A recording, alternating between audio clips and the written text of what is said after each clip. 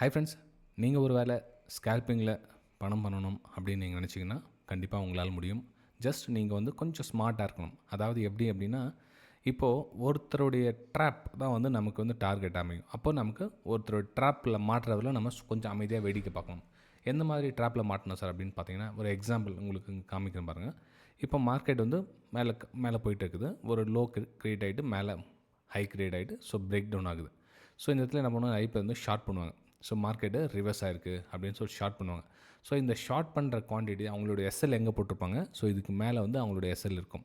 அப்போ அவங்களுடைய எஸ்எல் தான் நமக்கு டார்கெட். அப்போ நாம் என்ன பண்ணோன்னா, அவங்களுக்கு ட்ராப்பில் மாட்ட வைக்கிறவர்களும் கொஞ்சம் அமைதியாக இருக்கணும். அதாவது ஒரு லோ கிரியேட் பண்ணிட்டு கீழே வந்து லைட்டாக கூட கொஞ்சம் கீழே வரட்டும் பரவாயில்ல. அப்புறம் நம்ம என்ன பண்ணணும், கொஞ்சம் கொஞ்சமாக மார்க்கெட்டை ஒரு பிரேக் அவுட்டுக்காக வெயிட் பண்ணி அப்பர் சைடுக்காக ட்ரேட் எடுக்கணும். அதாவது ஒரு break down trend line draw பண்ணி மேலே ஒரு அப்பர் சைடுக்காக பிளான் பண்ணி ட்ரேட் எடுக்கணும். ஃபார் எக்ஸாம்பிள் பார்த்தீங்கன்னா சார்ட் உங்களுக்கு மூவ் ஆகிருக்கு பார்க்கலாம் இருங்க. எக்ஸாம்பிள் இப்போது இங்கே ட்ராப்பில் மாட்டினாங்க, ட்ரெண்ட் லைன் ட்ராப் பண்ணி இங்கே பிரேக் அவுட் நடக்குது. பிரேக் அவுட்னே அவங்களுக்கு எஸ்எல் மேலே எஸ்எல் போட்டலாம் நமக்கு டார்கெட் அறியும்.